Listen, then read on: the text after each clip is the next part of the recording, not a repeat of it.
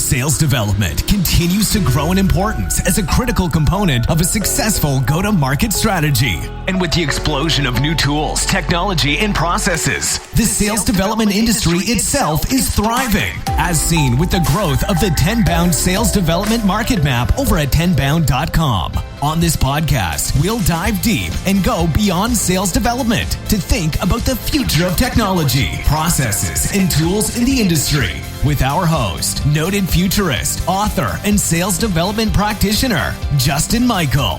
Welcome to Beyond Sales Development. Tune in each week and be sure to hit subscribe, leave a comment, and turn on notifications to never miss an episode. And now, Beyond Sales Development with your host, Justin Michael.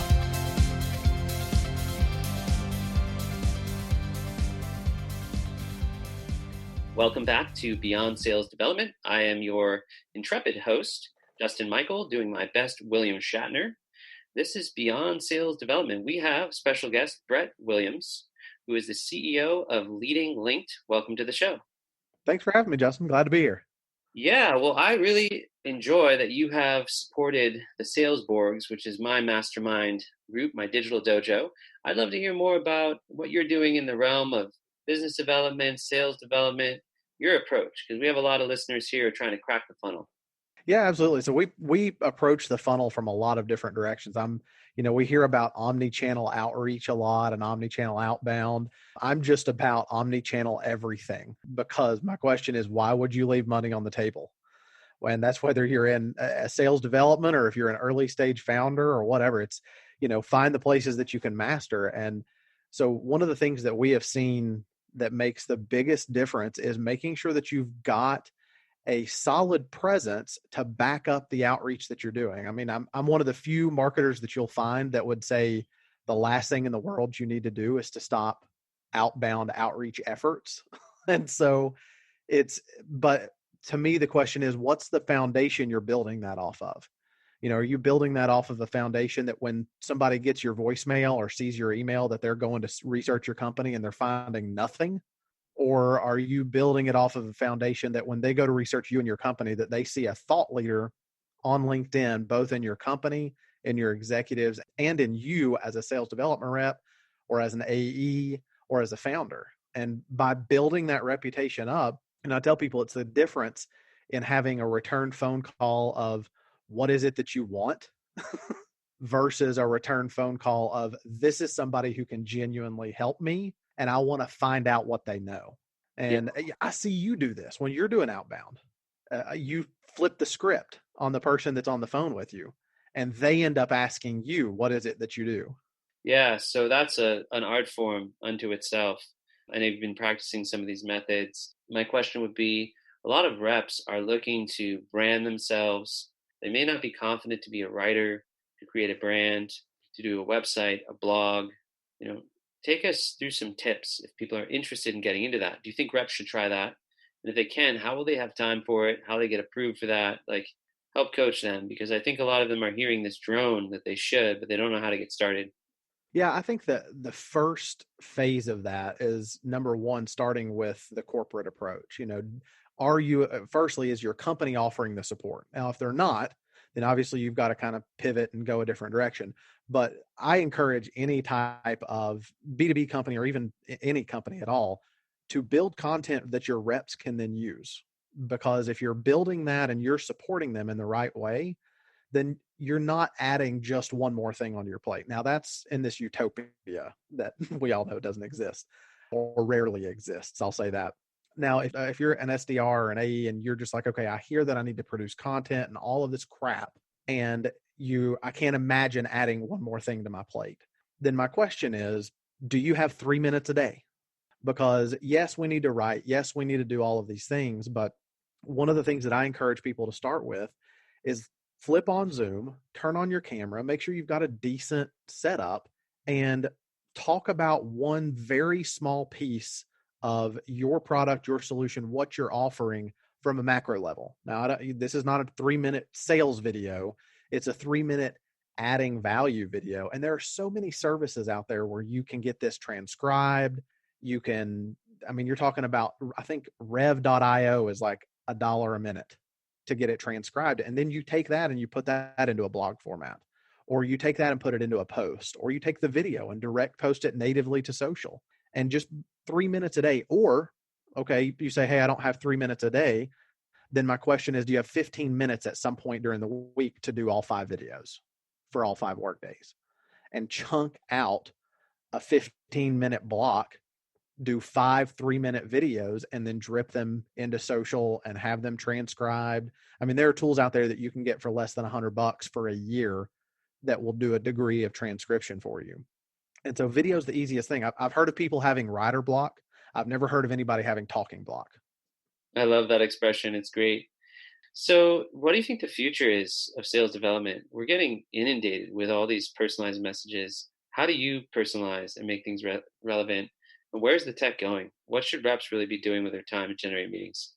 I mean, I think the future is, first and foremost, we're going to see a lot more intent-based outreach. The tech is only getting better and better at monitoring intent activity.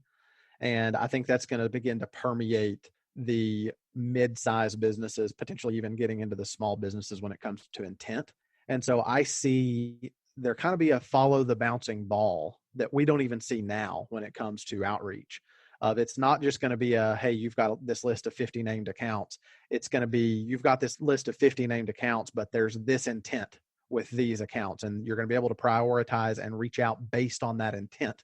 Obviously, making sure that your messaging is not to the creepy factor, but, I see more and more automation coming in, but we've got to maintain that human touch. And so it's going to be this, we've got to find this balance of, hey, yeah, there's personalized messaging, but not the, hey, I spent 35 minutes on your Facebook. I'm actually advising a company right now that is doing some outreach to educators, and it's like elementary and middle school educators, which poses a little bit of a challenge because they're not on LinkedIn.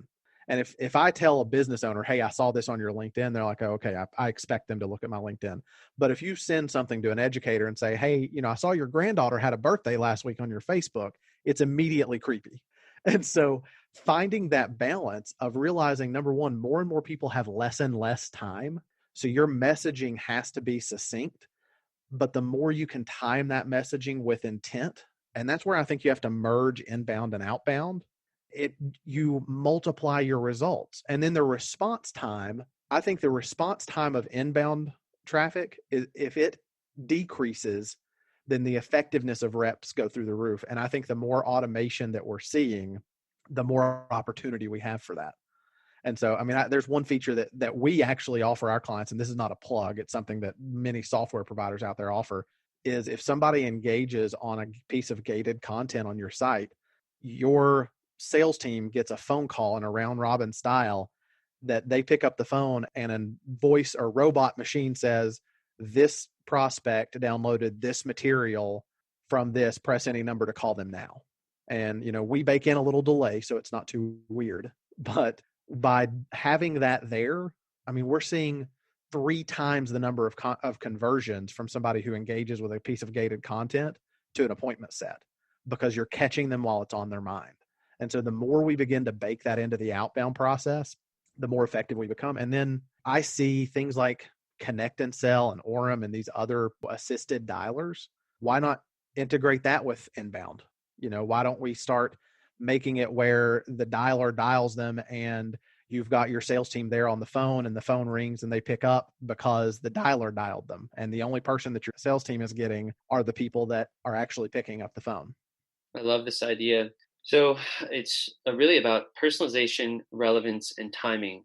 And people are trying to figure out how to do this, and they're looking for omni-channel approaches. What do you tell people about effectively doing social, like social selling? There's so much buzz around this. We have reps that are using it to live inside LinkedIn all day, and just research constantly. Like personalization is the excuse to do research all day. Social selling is the excuse to just like and tweak. And tweet. It's both really valid, but how do you manage your time and use these platforms effectively?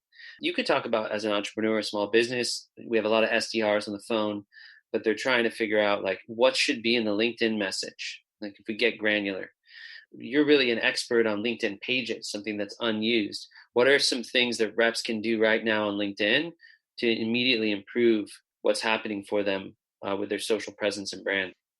I think the first thing is to take a look at your profile and ask yourself if somebody's taking a look at your profile from an outreach that you've done, or if they're proactively researching it, are they going to look at your profile as a resume that you're looking for more work? Or are they going to look at your profile as a resource that they can actually begin to engage with? And so by doing that, what you're actually positioning yourself with is being that true thought leader and beginning to have those conversations based on somebody looking at your profile. So that's the first place, because the profile on LinkedIn is where everybody's going to land. And then the second piece is, are you engaging and interacting? Because if you're engaging and interacting across social as a whole, then you're positioning yourself as a thought leader again. And so when it comes to LinkedIn as a whole, the first thing you want to do is you want to make sure that you're not spending all of your time as a rep on LinkedIn, because that's not selling, that's social media scrolling. And so if you move from being that rep in your office that just spends all of your time on LinkedIn versus you're strategic about making sure that you've got regular content, making sure that you've got regular engagement, and that you've optimized your profile for SEO as well as for thought leadership, then you're going to start to see yourself pull out way ahead of the rest of those social sellers, the ones that are just there to, hey, let me research my prospect for 3 hours and come up with 9 different ways of personalization so that I can send an email that just creeps them out. Yeah, I think that's really true. A lot of people are doing a connect and pitch right now, and it just doesn't work. What should they do? The problem is there's this cacophony of don't do this, or shaming, like showing the email. I think we need more of like, hey, here's some that did work last week, or here's some that were close, and here it was. So what would make you respond to an email? Well, the first thing is, are you leading with value and not just cloak and dagger, bait and switch value? First, you want to do enough research. If you're going through the process of connecting with somebody on LinkedIn, the first thing you need to start with before anything else is, what are you trying to accomplish? If this is part of like a combo where you've done phone call, voicemail, email, and you're doing a LinkedIn connection, then your goal is to break the ice. Your goal is to initiate some sort of response or contact, and responding to a connection request is in fact a response. Okay. So make sure that you know what metrics to actually be measuring. But the second piece of it is, look at it from their perspective. What would actually make somebody stop and say, okay, hold on, this is something that's valuable to me?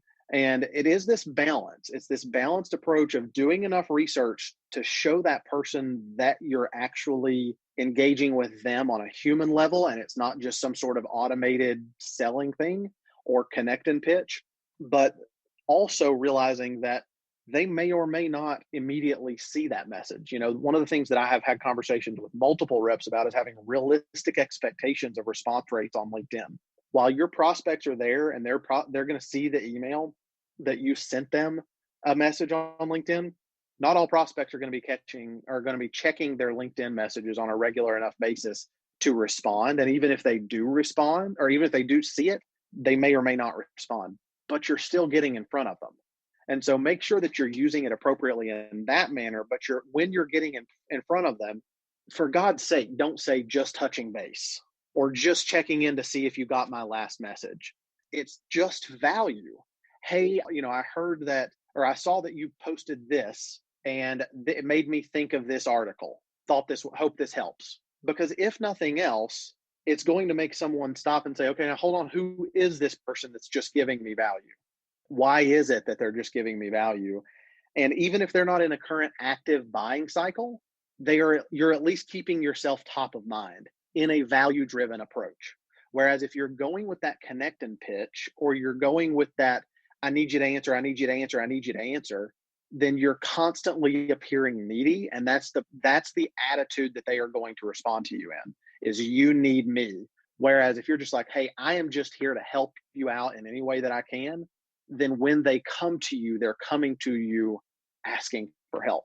And so it comes down to positioning. It makes me think of a book that I have. It's called Positioning. I believe it's by a gentleman named Jack Trout, but I'm not 100% sure on that. But it's how are you framing yourself? Somebody I was talking to the other day said, we give people the frame through which we want them to view us.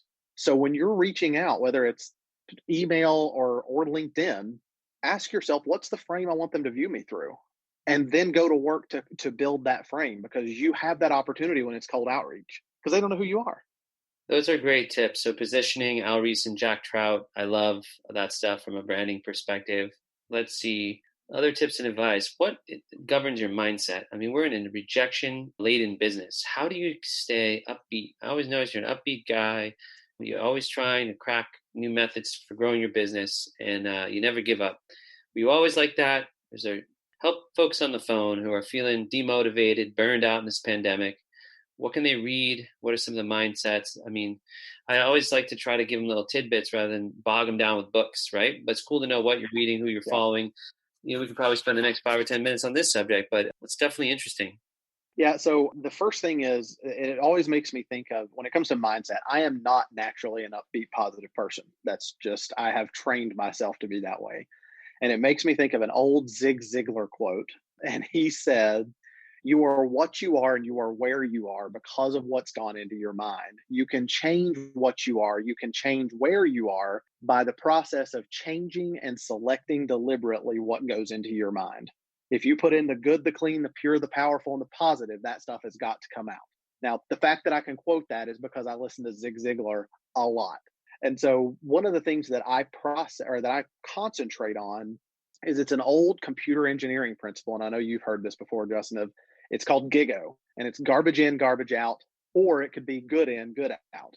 And so I concentrate on a daily basis of making sure that I realize that sales and marketing and outreach and that constant profession of rejection, it's draining me. It's pulling from my resources. So I put together, just for me, I put together a specific personal development plan.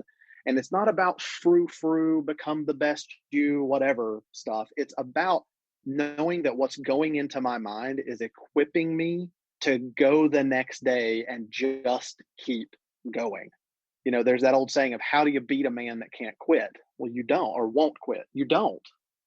And so for me, it's just a matter of, I make sure that I have systems in place to feed myself so that I can just keep going and I can be that man that just won't quit. I love that. You've referenced some great books dealing with rejection and the sting of rejection.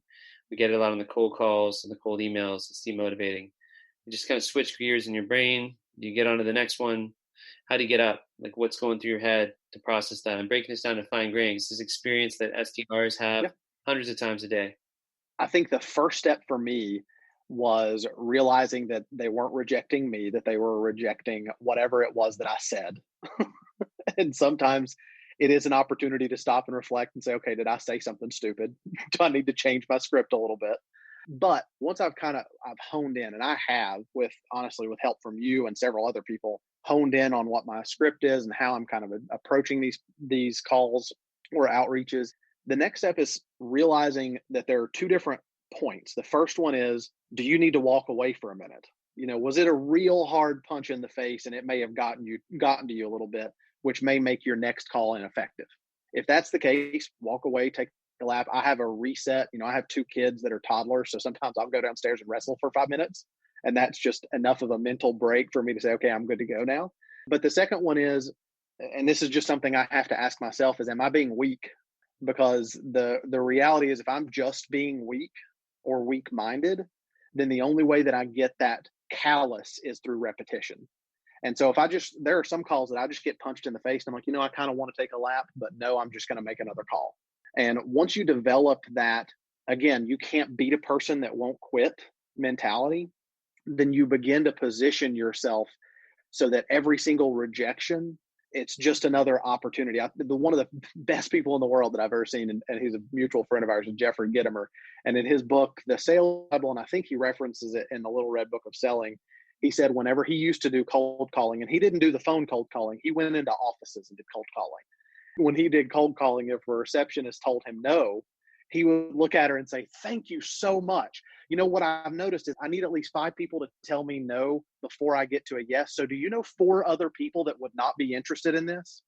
And so it's all about that. What's the mindset that you're looking at it? Is the no just one more step to a yes, or is the no some sort of personal attack because you're a horrible salesperson?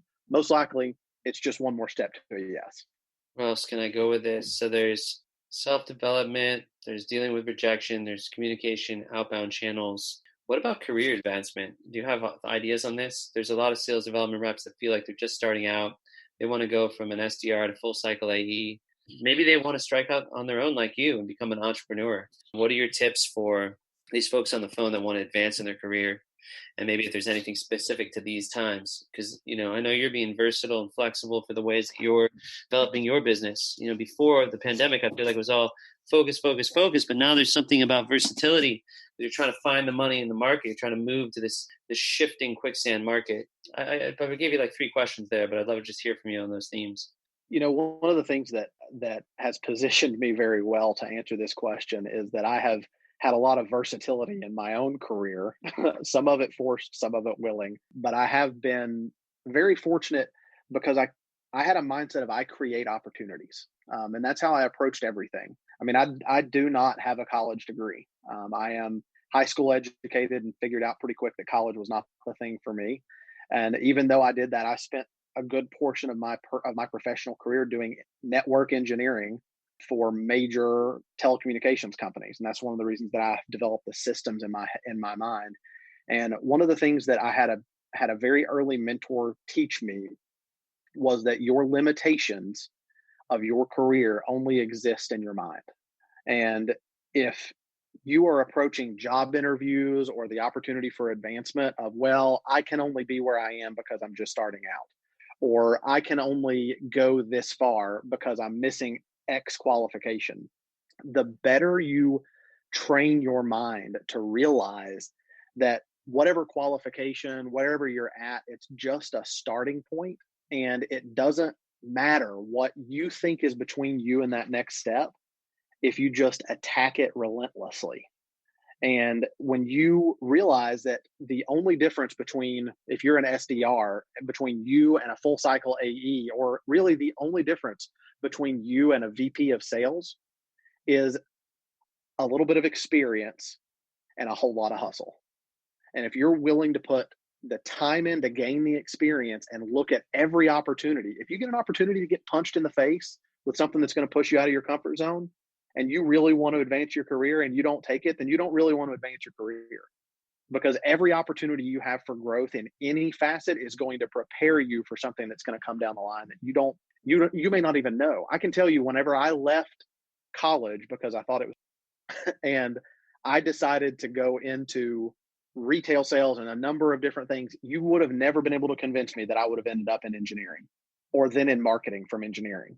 But because I was consistently had a growth mindset versus a fixed mindset, and that there's a number of books on that you could reference, I just refused to allow anything that was in front of me be an actual obstacle. I saw it as an opportunity to grow, become better, and take on my next challenge. And when you approach your career with that, people can't turn you down. They don't have an option, because they know if they turn you down today that you're just going to be back in their face tomorrow, coming right back at it again. And that's why sales is the perfect proving ground for this, because you learn in sales that no doesn't necessarily mean no. Most of the time it means not right now. I want to close with just maybe a quote or two, or any subjects that you want to cover off on. So the 2 quotes that I legitimately try to live my life by, and that's how big these quotes are to me, is first and foremost Zig Ziglar, in case you haven't picked up on the fact that I really like him. You can have everything in life you've ever wanted if you just help enough other people get what they want. And that's the first one. And then the second one is John Wooden. And there is a choice you have to make in everything you do. Just keep in mind that in the end, the choice you make makes you.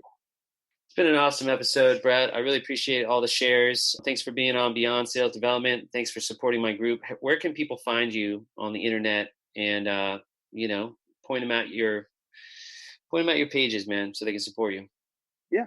Yeah. So obviously you can look me up on LinkedIn. It's just Brett Williams on LinkedIn, founder and CEO of Leading Linked. We just recently launched a LinkedIn live show and podcast called Leading to Sales, where we talk about everything leadership, sales, and marketing. And then that is live on LinkedIn and will be on the podcast platform soon. And then you can always check out our website, leadinglinked.com. There are some free resources there when you're talking about building your LinkedIn brand. They're geared towards companies, but you know what? If you're an SDR and you're working to build your personal brand, you just take them, make a few tweaks and apply them, and you'll have a really good foundation to build off of. Awesome. Thanks, Brett. We'll talk to you soon. Sounds good. Thanks.